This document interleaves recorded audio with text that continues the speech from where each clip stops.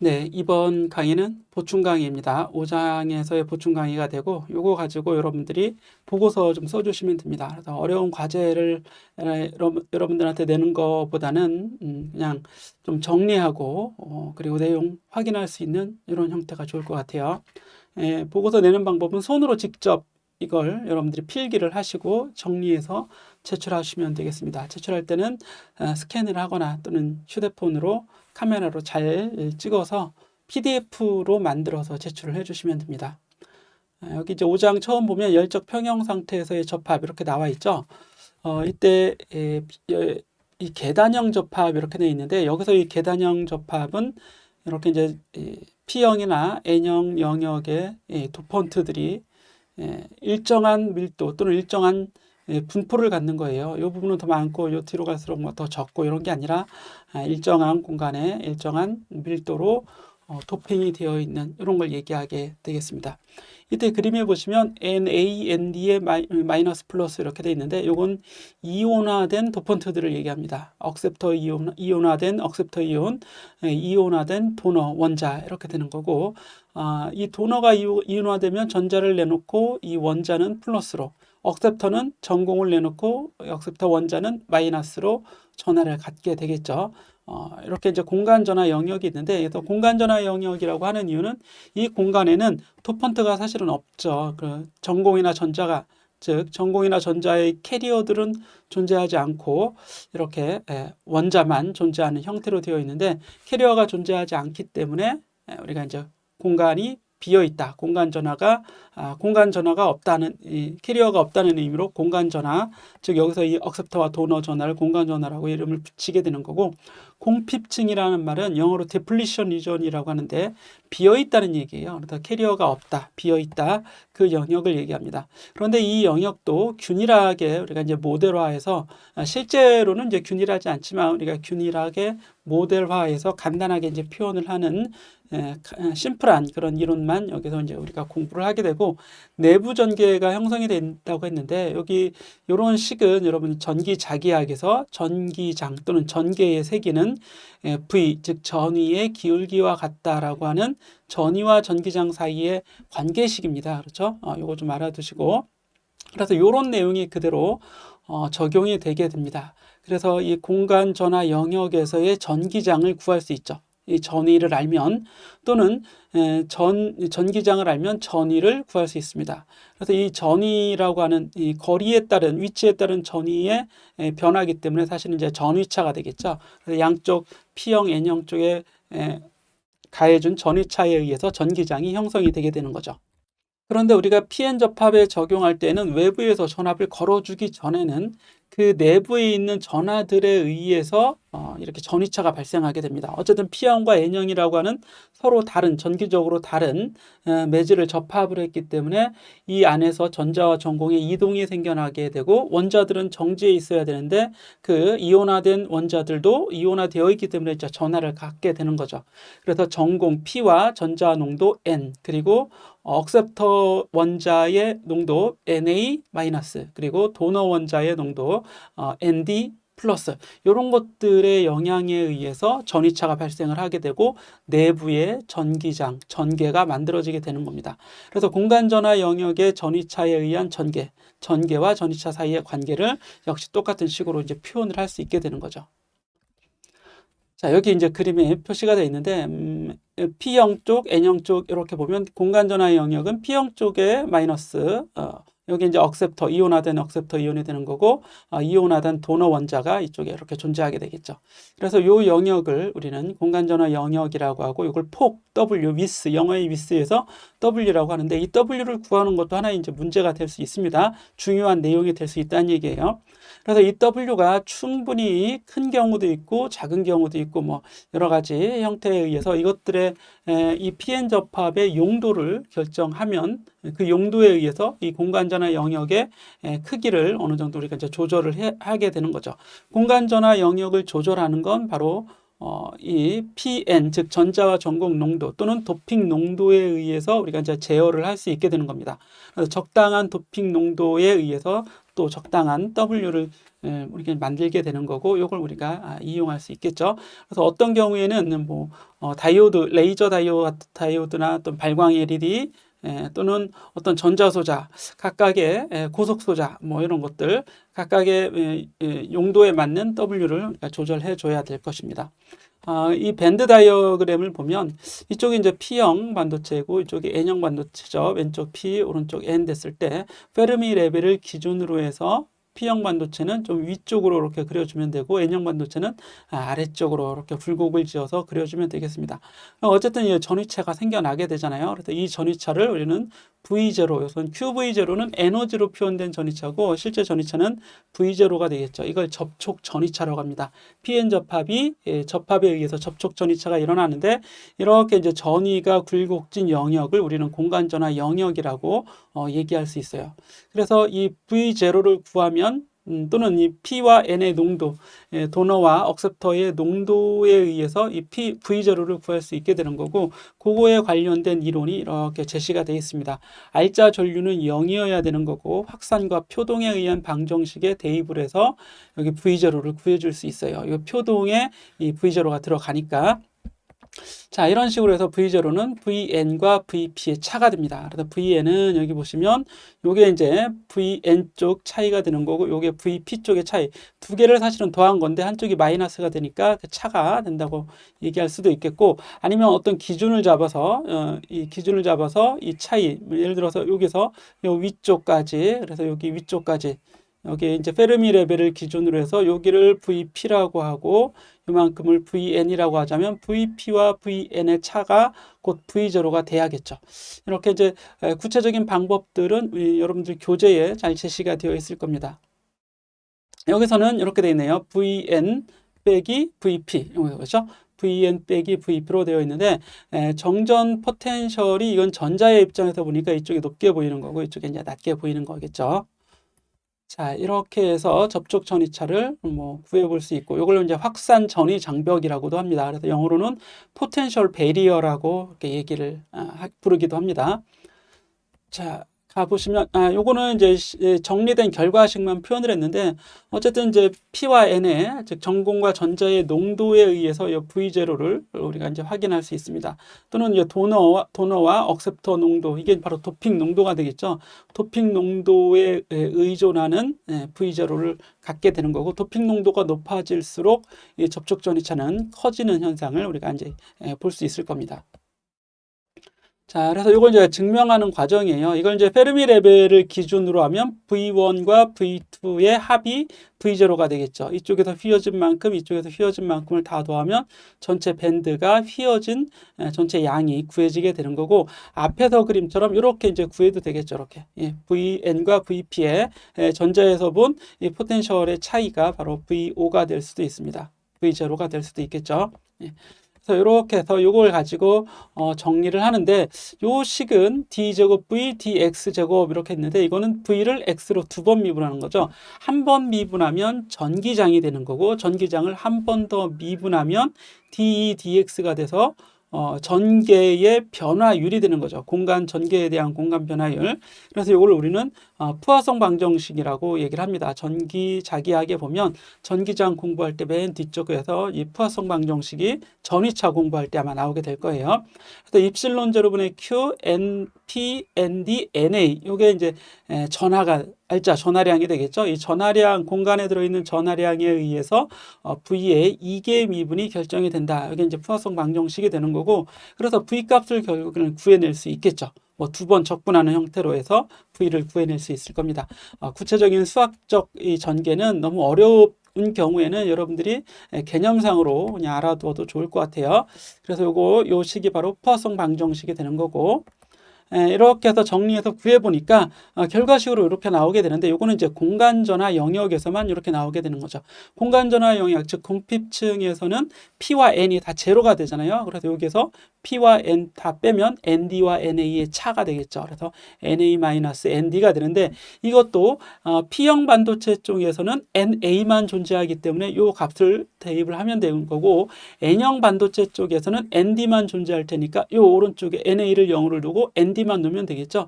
그래서 이 각각의 영역에서 포텐셜의 이계 미분을 다 구해볼 수 있는데 그건 다름 아닌 전개의 1차 미분이 되겠죠. 물론 이제 부호를 마이너스로 바꿔줘야겠지만요. 자, 그래서 그런 얘기들이 계속 전개가 되는데 캐리어 농도에 의해서 접촉 전이차가 변하게 되는 겁니다. 예. 자, 이제 복잡한 식으로 쭉 나와 있지만 결과적으로는 이 캐리어 농도에 의해서 접촉 전이차가 이제 결정이 된다. 그래서 앞에서 살펴봤던 이런 식이 다시 나오게 되겠죠. 네. 자, 그리고 공간전화 영역에 중성 조건이 있어요. 전화 중성 조건이 있는데 일단 평형이 되어 있으면 전화는 중성을 항상 유지하게 될 겁니다. 그래서 공간전화 영역에서는 일단 N도 제로, P도 제로니까 ND와 NA에 의해서만 나타나게 되는데 이렇게 요건 이제 P형 영역이고 P형 공간전화 영역이고 요건 N형 공간전화 영역이죠. P형 공간전화 영역에 들어있는 전화 밀도는 억셉터 이온이 들어있을 테고 N형 공간전화 영역에는 도너 이온이 들어있어서 각각 억셉터에 의한 전화 밀도, 도너 원자에 의한 전화 밀도가 결정이 되는 거고 전화 밀도를 알고 있다면 이 푸아송 방정식 다시 앞에 페이지에 가보겠습니다. 이 푸아송 방정식의 요 로를 알 수 있는 거잖아요. 그래서 V를 또 구해낼 수 있게 되는 겁니다. 그렇죠? 자, 다시 이 페이지로 오게 되면 이렇게 해서 이제 전화 중성 조건이 성립을 하기 때문에 요 값과 요 값이 이건 이제 밀도인 거고 그 영역 안에 들어있는 전하량이 같아야겠죠. 그래서 도너 이온의 전체 전하량과 억셉터 이온의 전체 전하량이 같아야 되죠. 그래서 전체 전하량은 이 농도 곱하기 부피가 되는데 면적이 같다면 그냥 거리로 써줘도 되겠습니다. 그래서 농도 곱하기 거리 이렇게 될 거예요.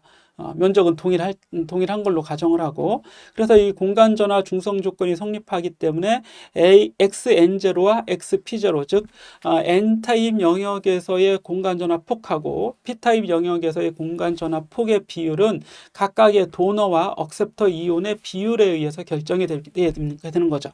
도너의 농도가 높다는 얘기는 XN0는 작다는 얘기예요.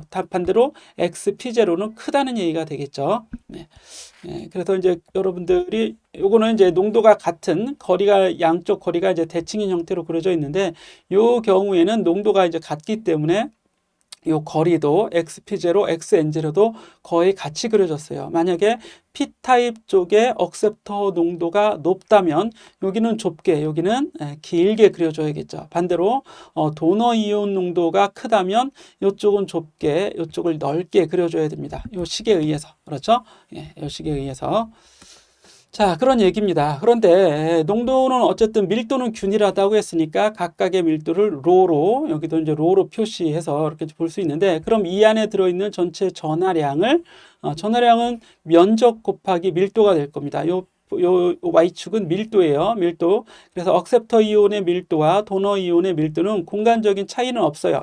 그 거리가 바뀌어도 농도는 이제 균일하다고 보는 요게 이제 계단형 접합이 되는 거죠. 계단형 접합을 이렇게 볼 수 있는데 이 안에 들어있는 전하, 이 안에 들어있는 Q-의 전하와 이 안에 들어있는 Q+의 전하량은 같아야겠죠. 이게 바로 공간전화 중성 조건입니다. 그래서 이 부피 곱하기 밀도인데 부피는 면적 곱하기 길이가 되고 요 면적 A는 균일하기 때문에 길이 곱하기 밀도는 길이 곱하기 밀도가 돼야 돼요. 그래서 요만큼의 면적과 요만큼의 면적 이게 바로 길이 그죠? 가로가 길이, 높이가 바로 로가 되니까요. 그죠? 로 밀도가 되는 거죠. 그래서 이 면적의 크기가 같아야 될 겁니다. 만약에 한쪽이 더 크다는 얘기는 그만큼 공간전화 영역이 거기서 전화 밀도가 작다는 걸로 이제 해석을 할 수도 있으니까요. 네. 앞에서 이 P 즉 NA가 크면 요 거리가 줄어드는 겁니다. 그렇죠? 그래야지만 이 면적을 갖게 할 수 있는 거예요. 여기서 면적은 요 면적을 얘기하는 게 아니라 이 그래프에서의 면적은 뭐가 되겠어요? 전하량이라고 보는 게 좋겠죠. 예, 물론 이제 면적을 곱해서 전하량을 구해야 되겠지만, 그래서 면적당 전하 밀도니까 뭐 면전하 밀도라고 생각을 해도 좋겠습니다. 자, 그러면 이 다이버전스 E라고 하는 건 바로 입실론 제로분의 로가 되는데, 이 다이버전스 E는 전개를 한 번 미분한 거잖아요. 그런데 전개 자체는 전위를 또 한 번 미분한 거기 때문에 이건 전위를 두 번 미분한 결과가 되는 겁니다. 부호를 좀 바꿔줬죠, 여기서는.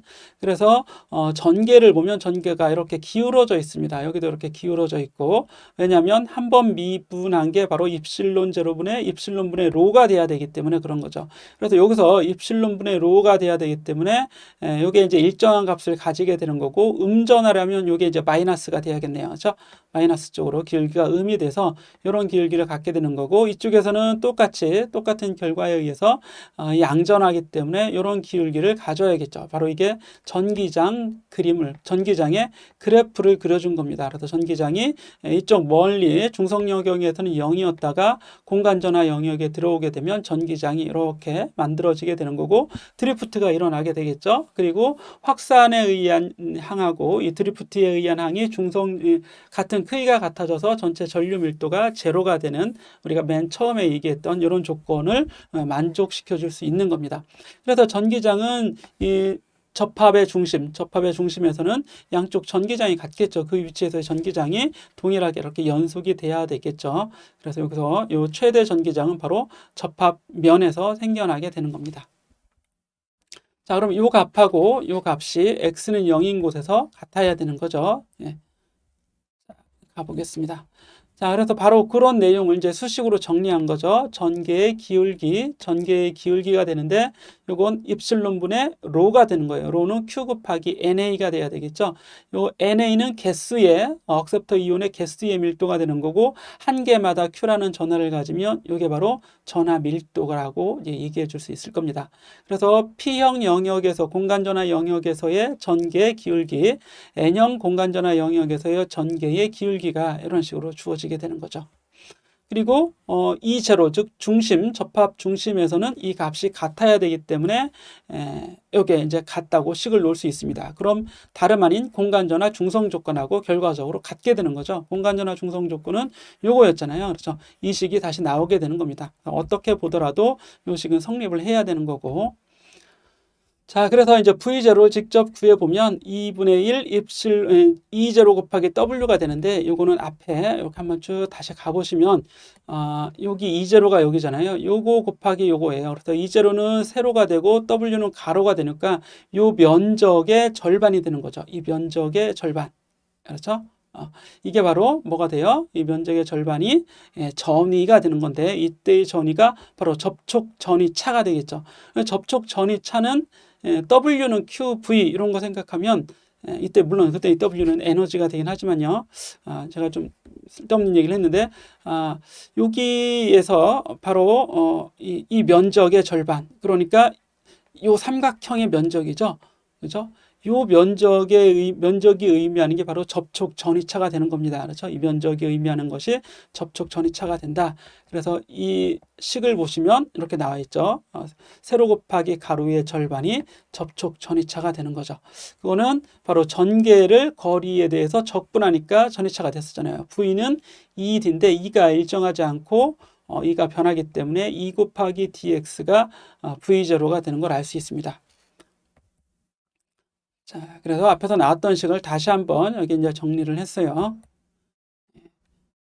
그리고 공간 전화 영역도 다시 이제 정리를 하면 이렇게 도핑 농도에 의해서, 앞에서 요거죠, 바로 W는 이렇게 정리를 해줄 수 있습니다. 요거 정리한 건 X0를 여기다 집어넣은 거죠. X0를 집어넣어서 요 값을 구해낼 수 있어요. 그렇죠? 여기 W에 대해서 여기 집어넣으면 되겠네요. 그렇죠? 아니면 앞으로 식을 가보게 되면 여기 xn0가 있잖아요. 여기에 집어넣는 거죠. 여기에. 그래서 접촉 전위차 V0는 요 xn0를 요 값을 집어넣어서, 그렇죠? 요 값을 집어넣어서 V0를 정리한 결과가 되는 겁니다. 그래서 이 W의 제곱이 V0에 비례하는 형태, 즉 W는 루트 V0의 비례하는 형태로 되어 있죠. 그래서 여기서도 보면 W는 루트 V0에 비례하는 형태. 요게 중요한 거예요. 그렇죠? 그리고 V0 자체도 바로 이 NA와 ND의 함수라는 걸 우리 알 수 있죠. 이런 식으로. V0 자체가 NA와 ND의 함수가 되니까 W도 바로 NA와 ND의 함수가 되겠죠. 어쨌든 중요한 건 뭐예요? 이 도핑 농도에 의해서 접촉 전이차도 결정이 되고 공간전화 폭도, 공간전화 영역의 폭도 결정이 된다 이런 얘기입니다. 자, 그런 맥락을 여러분들이 잘 이해를 하시면 되고 따라서 W를 구해보면 이렇게 N0 쪽에서 XN0 쪽에서의 값이고 XP0 쪽에서의 값인데 이제 고농도 도핑을 하는 경우에는 어느 한쪽은 매우 좁고 다른 쪽이 이제 길어지게 될 테니까 이 값을 써주면 되는 겁니다. 그래서 ND를 쓰면 되고 NA를 쓰면 되겠죠. 예. 자, 이렇게 보시면 그러니까 이제 정리가 될 것 같고 그다음 바이어스된 접합인데요. 바이어스는 이제 외부에서 전압을 걸어주는 거죠. 앞에서의 내부 전개의 얘기가 아니라 이제 외부에서 전압을 아예 걸어주면 이 공간 전화 영역에서의 접촉 전위차가 변하는 효과를 가져오게 되는 겁니다. 그래서 V0 대신에 V0 마이너스 또는 플러스 V 값으로 여기 대입을 하게 되는데 이게 작아지도록 해주면 외부에서 순방향 접합을 해주는 경우 순방향 바이어스를 걸어주면 요 크기가 요 경사도가 좀 줄어들겠고 역방향 바이어스를 걸어주면 여기 VR만큼 다시 더 커지게 되겠죠. 그래서 순방향이냐 역방향이냐에 의해서 이 안에 들어있는 캐리어가 여기를 잘 넘어갈 수 있어. 고개가 이제 이 장벽이 낮아지면 여기를 잘 넘어갈 수 있겠죠. 그러면 순방향 접합이 되면 전류가 잘 흐르게 되는 거고 역방향 접합이 되면 여기 있는 캐리어가 이걸 못 넘어가겠네요. 이쪽에 있는 전공이 이쪽을 넘어가지 못하는 것처럼 그래서 이 경우에는 전류가 흐르지 않는 경우라고 할 수 있겠습니다. 자, 이걸 더 자세하게 표현한 그림이 바로 그림 5-8번 이 그림이 되겠죠. 여기에서 바이어스 인가에 따른 이 접촉 에너지 밴드 변화와 캐리어의 흐름을 아주 정확히 좀 보여주고 있으니까 정확히가 아니라 대충 잘 보여주고 있죠. 그러니까 여러분들이 한번 쭉 보시면 바로 이해가 될 것 같습니다. 여기에도 보면 이 공간전화 영역이 이게 이제 접촉 전이차만 있는 경우에는 이렇게 돼 있는데 순방향 접합을 하게 되면 공간전화 영역이 감소하기 때문에 여기를 전화가 뛰어 들어갈 여기 지나갈 수 있겠죠. 그래서 확산거리만 길다면 여기를 이제 잘 지나가서 전류가 잘 흐를 수 있는 거고 하지만 공간전화 폭이 이렇게 넓어지면 여기를 지나갈 수 있는 확률이 줄어들 테니까 전류가 잘 흐르지 않게 되는 그런 형태가 될 것입니다. 자, 열평형 상태에서의 바로 이 전류에 대한 전압과 전류에 대한 이 그래프를 그려보는 건데 즉 IV 관계죠. 전압이 큰 전압을 걸면 전류는 잘 흐르겠죠. 그런데 이게 이렇게 지수함수 형태로 되어 있다. 이게 이제 PN 접합의 어떤 이 전류 전압 사이의 관계식이라고 할 수 있겠습니다. 그래서 이걸 그림으로 그려보면 이런 형태로 지수함수적으로 증가한다. 그래서 전압을 많이 걸어주면 전류가 증가하긴 하는데 이게 선형이 아니라 비선형 형태로 이렇게 돼 있고 역전압에서는 오히려 전류가 흐르지 않는 현상이 발견되게 되겠죠. 그래서 이걸 표현하는 수학적 수식이 바로 이런 식이라는 겁니다. 이런 형태로. 뭐 이런 형태로 오게 되는 이유는 캐리어 자체가 이런 분포를 갖고 있기 때문에 그런 거죠. 외부의 순방향 바이어스 또는 역방향 바이어스에 의해서 캐리어들이 이 접촉 전이차를 넘어갈 수 있는 캐리어가 점점 더 훨씬 더 많아지는 형태가 되고 또는 줄어드는 형태가 될 거기 때문에 이런 함수가 나오는 걸 우리가 물리적으로 좀 짐작을 해볼 수 있습니다. 자, 그리고 항복 현상인데 여기 역전압을 걸면 전류가 흐르지 않는다고 했어요. 하지만 여러 가지 이유에 의해서 이게 전류가 갑자기 흐를 수 있습니다. 마치 참다가 못 참아서 한 번에 이렇게 딱 분출이 되는 것처럼 이런 효과가 일어나는데 이걸 바로 항복이라고 얘기하게 되죠. 여기서 항복은 거꾸로 참다가 한 번에 이렇게 탁 터지는 이런 현상을 항복이라고 얘기하고 영어로는 브레이크다운이라고 또는 브레이크다운이라고 우리가 이제 부르기도 합니다. 그래서 역전압, 역바이어스에서는 전류가 흐르지 않는데 어느 정도 이상이 되면 이렇게 급작스러운 전류가 흐를 수 있습니다. 그래서 이걸 가지고 이용을 할 수도 있고 또는 이렇게 되지 않도록 방지하기 위해서 어떤 처리를 할 수도 있겠죠. 좋은 측면이 있고 또는 좋지 않은 측면이 있습니다. 그래서 그 목적에 따라서 달라지는 거죠. 자, 그래서 두 가지 이제 항복 메커니즘이 나오는데 하나는 이제 제너 항복이고 다른 하나는 애벌런치 항복이라는 거예요. 제너 항복이라고 하는 건 이 에너지 밴드의 경사가 너무 커지다가 커지지만 이 오히려 이 즉 역전압에 의한 전개가 너무 커지니까 그 전개에 의해서 이 캐리어가 에너지를 얻어서 이 흘러버리는 이런 형태를 우리는 제너 항복이다 이렇게 생각을 하면 되겠습니다. 예, 우리 본래는 앞방향으로 순방향으로 전압을 가해야 전류가 잘 흐를 텐데 지금 이 경우에는 오히려 역방향으로 가했어요. 하지만 역방향으로 큰 전압을 가해도 전류는 흐를 수 있다 이런 얘기예요. 어느 정도 이 캐리어가 이 전기 에너지, 이 높은 전압에 대한 전기 에너지를 얻어서 캐리어가 그렇게 아예 흘러가 버리는 거죠. 그래서 마치 이 지나갈 수 없는 벽이 있음에도 불구하고 큰 에너지를 가지면 그 벽을 뚫고 지나가는 것처럼 이런 항복 현상이 일어나게 되는 이게 바로 제너 항복이 되는 거고 터널링 현상이라고 우리가 이제 굳이 또 양자역학의 용어를 들면 터널링 현상이라고 얘기할 수도 있겠습니다. 자, 요거 보시면 이제 제너 항복의 원리를 이런 형태로 이제 우리가 앞에서도 강의에서도 본문 강의에서도 설명을 했었죠. 그래서 넘어갈 수 없지만 큰 에너지, 전기 에너지를 얻어서 전자가 여기를 이제 전공은 왼쪽으로, 전자는 오른쪽으로 이렇게 이제 지나갈 수 있는 에너지가 생겨날 수 있다 이런 얘기죠. 자, 그리고 애벌런치 항복이라고 하는 건 어떻게 보면 이 충돌에 의해서 다른 원자나 분자를 이온화시켜서 캐리어를 오히려 만들어내는 거죠. 본래 캐리어가 없는데 만들어지지 않았는데 이온화되지 않았는데 외부에서 강하게 충돌을 해주니까 이 도너 또는 억셉터, 이온화되지 않은 도너 억셉터가 이온화가 일어나는 거예요. 그래서 강제적으로 외부에서 이온화를 시켜줘서 캐리어 숫자를 늘려주는, 증식을 시켜주는 이런 형태의 항복을 우리는 애벌런치 항복이라고 얘기하게 됩니다. 제너 항복과 같이 일어날 수도 있고 또는 애벌런치 항복만 일어날 수도 있고 그렇습니다. 대개는 애벌런치와 제너가 이제 같이 일어나는 경우도 많이 있습니다. 그래서 여기 이제 애벌런치 항복이 주로 일어나는 경우에는 주로 이제 저농도 불순물의 경우에는 애벌런치 항복이 일어날 수 있다. 뭐 이렇게 이제 얘기를 해주고는 있습니다. 자, 여기까지 해서 이 평형 상태에서의 접촉 전이차 그리고 공간 전화 영역의 폭 이런 것들이 우리 도너 또는 억셉터 도핑 농도에 의해서 어떻게 잘 달라지는지 그리고 외부에서 걸어준 전압, 순방향 바이어스, 역방향 바이어스에 의해서 캐리어가 어떻게 잘 흐르는지 못 흐르는지 또는 역방향 바이어스를 아주 강하게 걸어줬을 때 항복 현상이 일어나게 되는데 바로 제너 항복과 애벌런치 항복 요 내용을 여러분들이 정리를 좀 자세히 해주시기 바랍니다.